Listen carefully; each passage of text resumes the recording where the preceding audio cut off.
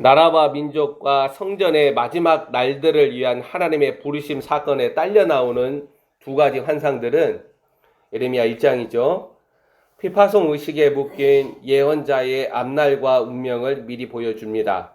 만군의 주 하나님께서 유다와 예루살렘에게 행하신 일들은 전쟁이라는 북방으로부터 오는 칼의 운명을 피하지 않습니다.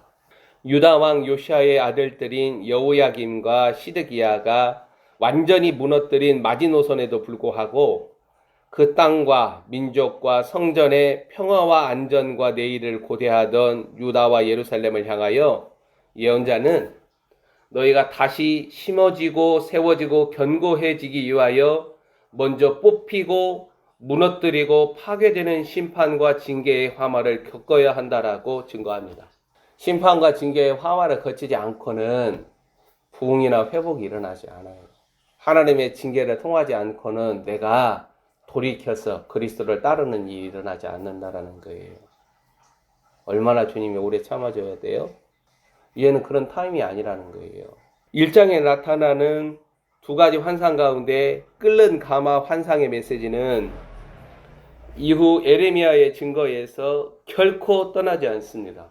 대한민국은 그리고 이 지구촌은 붉은 말과 큰 칼을 받은 그 라이더를 다 보게 돼요.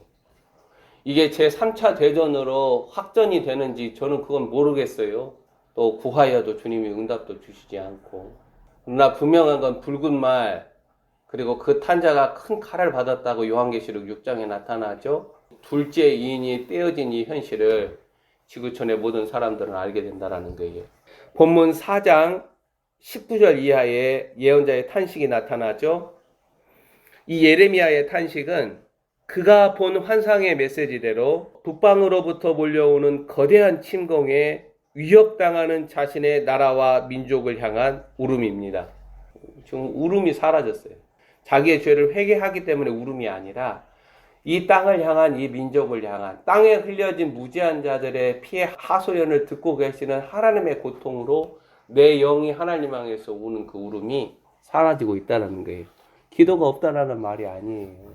경건한 자들이 땅에서 취하여 가는 것이 결코 그 땅과 그 민족들에게 바람직한 일이 아니에요. 그건 그 땅과 그 민족을 향한 하나님의 작정과 시행이 속히 이르게 되는 어떻게 보면 가장 안타깝고 고통스러운 일이라는 거예요. 예레미야는 하나님의 레드라인을 넘어버린 유다와 예루살렘을 향하여 너희가 다시 기도의 자리로 돌아가고 하나님의 말씀이 가리키는 방향으로 돌아가서 초심을 회복하면 나라와 민족과 성전의 안전과 부흥이 오리라고 단순하게 말하지 않습니다. 그는 하나님과의 언약을 회복하기 위하여 반드시 자신의 민족과 나라는 하나님의 징계와 심판을 거쳐 나와야 한다라고 외칩니다. 하나님께서 자신이 발설하신 말씀들을 그대로 시행하시는 두려움은 예레미야가 쏟아내는 눈물과 탄식을 넘어서 무거운 애가로 나타납니다. 예레미야의 눈물과 예언이 오늘날 우리 가족들의 심령에 닿기를 하나님께 기도합니다. 지금 이 세대는 요한계시록 6장의 둘째 인이 떼어진 전쟁의 때를 살아가고 있습니다. 유럽과 중동을 삼켜버린 전쟁의 불길, 붉은 말과 그 탄자는 이후 사람들의 눈에 확인되면서 아프리카와 동아시아를 삼킵니다. 시작된 전쟁의 불길을 끄지 않고 계속 이 불길을 확산시켜 가는 자들이 누구인가?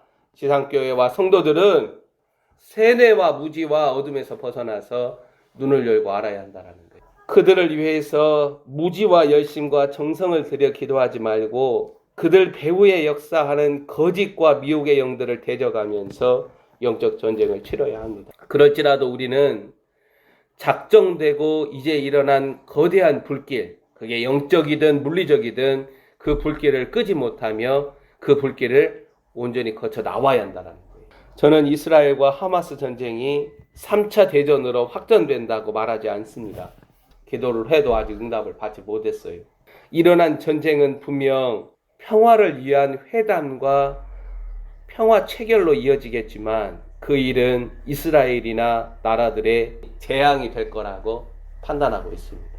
혼돈과 무관심과 자기 사랑이 가득해지는 아래 세상에서 지상교회들과 성도들은 전쟁과 이후 세 번째 인인 기근의 시간 속으로 들어가게 됩니다.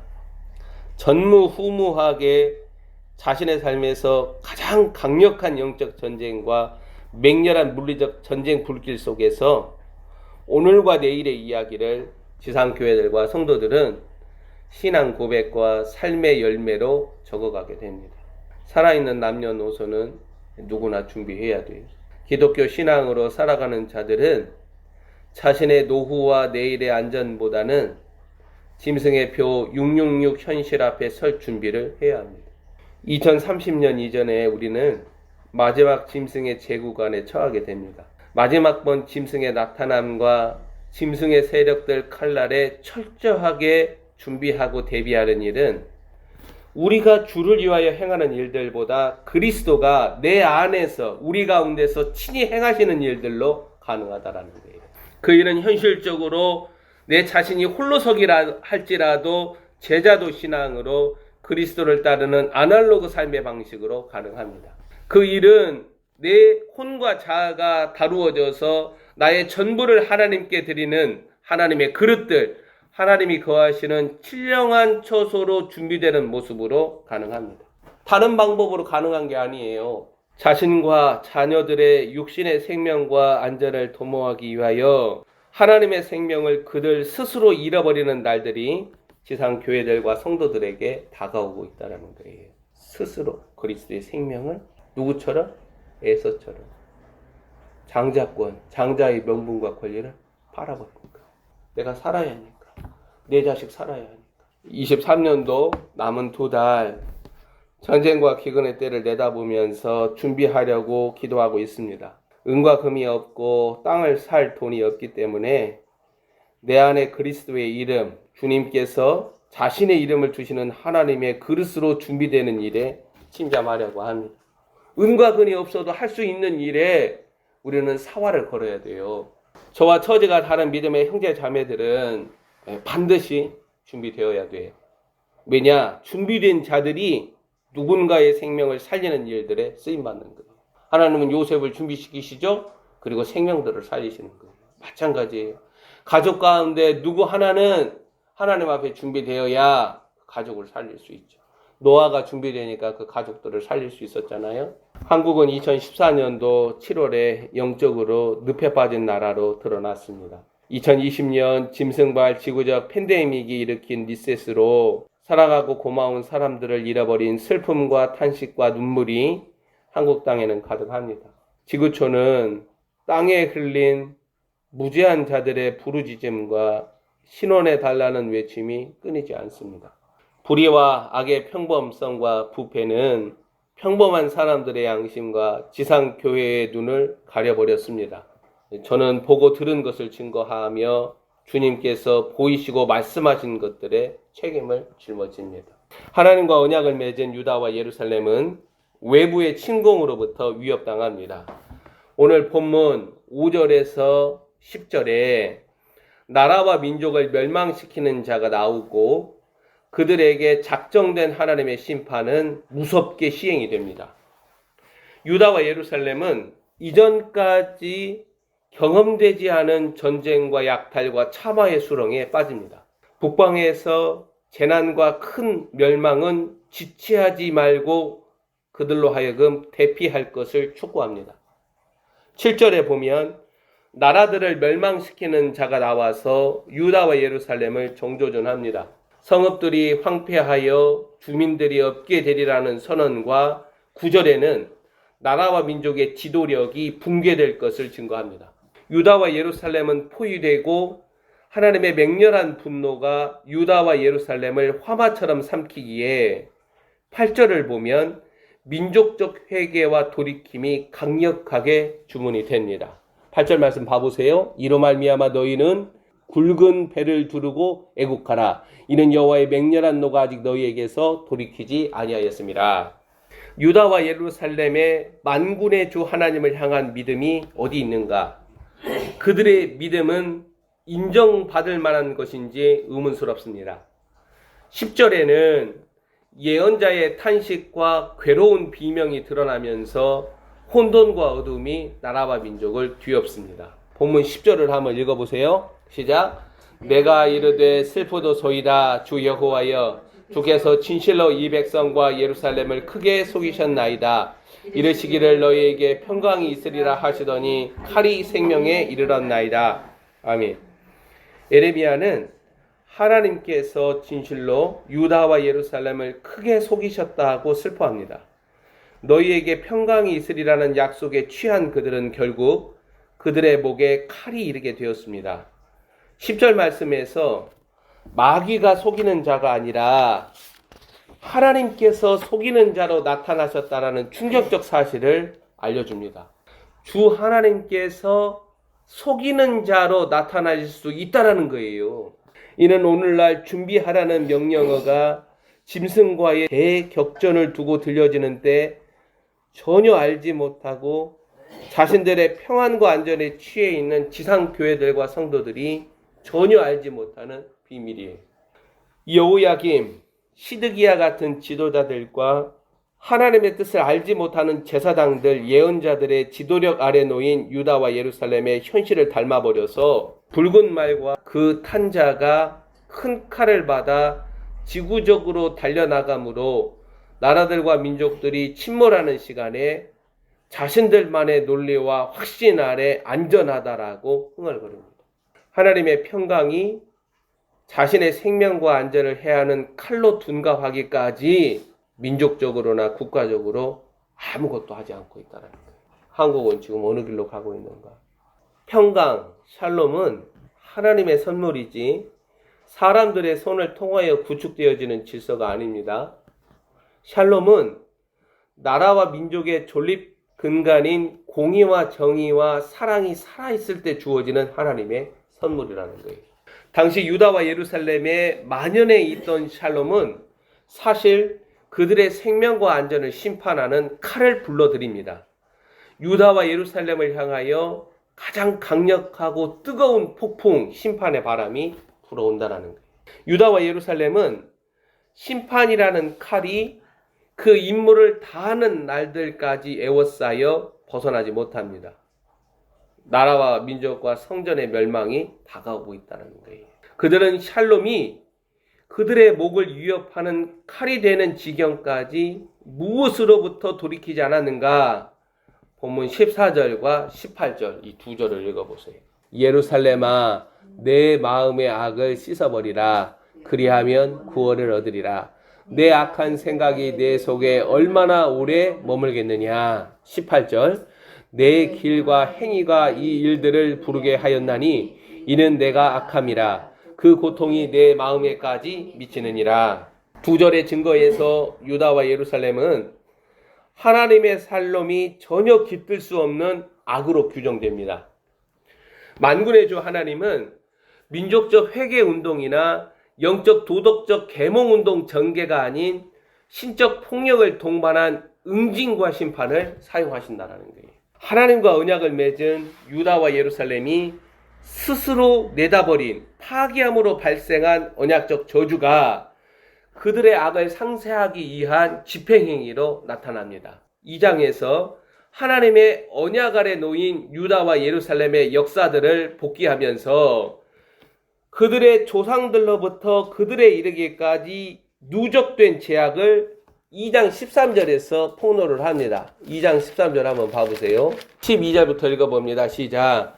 너 하늘아 이 일로 말미암아 놀랄지어다. 쉼이 떨지어다. 두려워할지어다. 여호와의 말씀이니라. 내 백성이 두 가지 악을 행하였나니 곧 그들이 생수의 근원되는 나를 버린 것과 스스로 웅덩이를 판 것인데 그것은 그 물을 가두지 못할 터진 웅덩이들이니라. 이스라엘과 유다의 뒤안길은 2장에서 여호와 하나님을 버림과 하나님을 경외하지 않음으로 증거됩니다. 2장 32절 한번 봐보세요. 처녀가 어찌 그의 폐물을 잊겠느냐? 신부가 어찌 그의 예복을 잊겠느냐? 오직 내 백성은 나를 잊었거늘 그 날수는 셀 수 없거늘. 32절에 의하면 그들은 그들의 하나님을 완전히 잃어버렸다는 거예요. 그러면서 제사와 예물과 절기 축제며 이런 게 없어요? 있다라는 거예요. 2장 13절에 두 가지 악은 에레미야를 통하여 민족적 차원, 국가적 차원에서 상세하게 드러나서 재앙과 심판이라는 화마를 통하여 부서지지 않고서는 결코 회복될 수 없는 필연성을 입증합니다.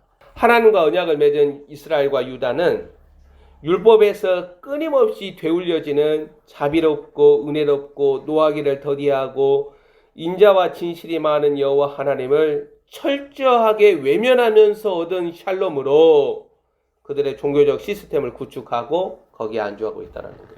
에레미야는 이스라엘, 유다와 예루살렘을 향하여 언약의 주 여호와 하나님께로 온전히 돌이키고 돌아오라고 주문합니다. 3장 전반에 흐르는 하나님의 자비하심이 4장 1절에서 4절까지 이른다라는 거예요.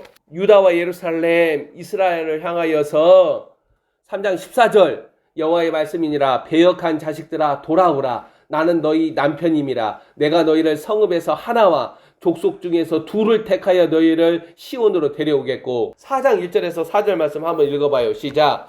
여호와께서 이르시되 이스라엘아 내가 돌아오려거든 내게로 돌아오라. 내가 만일 나의 목전에서 가증한 것을 버리고 내가 흔들리지 아니하며 진실과 정의와 공의로 여호와의 삶을 두고 맹세하면 나라들이 나로 말미암아 스스로 복을 빌며 나로 말미암아 자랑하리라. 여호와께서 유다와 예루살렘 사람에게 이와 같이 이르노라. 너희 묵은 땅을 갈고 가시던 불에 파종하지 말라. 유다인과 예루살렘 주민들아 너희는 스스로 할례를 행하여 너희 마음 가죽을 베고 나 여호와께 속하라. 그리하지 아니하면 너희 악행으로 말미암아 나의 분노가 불같이 일어나 사르리니 그것을 끌 자가 없으리라. 4장 1절 3절 4절에 나타나는 하나님의 호소는 민둥산처럼 메아리가 없는 유다와 예루살렘으로 인하여 결국 재난과 큰 멸망을 가져오는 멸하는 자를 일으킵니다. 나라를 멸하는 자 7절 보세요. 사자가 그 숯불에서 올라왔으며 나라를 멸하는 자들이 너희들에게 나왔다. 4장 18절 한번 보세요. 내 길과 내 행위가 그 열매를 끌어당긴 것입니다. 유다와 예루살렘은 멸하는 자의 침공으로 위협당합니다. 그것은 민족과 나라와 성전을 끝장내는 위협이라는 거예요. 심각성을 조금이라도 간파하였다라면 그들은 예언자의 슬픔과 애가에 자발적으로 자신을 낮추었을 것입니다. 하지만 그들이 당한 결말이 결국 그들에게 미칩니다.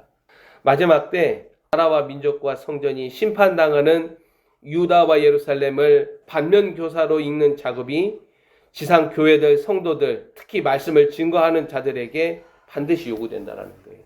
그들은 자신들이 살아가는 때를 알아야 하며 책임을 감당하는 자들이라면 때를 따라 생명의 양식을 증거하는 자들로 자신을 심판하시는 주님께 내어드려야 합니다.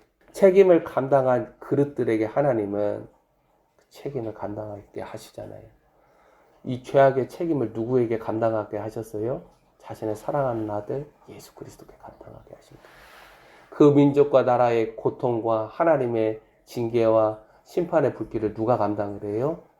참 예언자들과 무교본과 같은 성도들이 감당하는 거예요. 하나님은 책임을 감당할 그릇에게 그 책임을 부으세요. 지상교회 기독교는 근간부터 뒤흔들리는 시간으로 들어가고 있습니다. 우리는 전혀 이상한 기독교를 앞으로 보게 됩니다.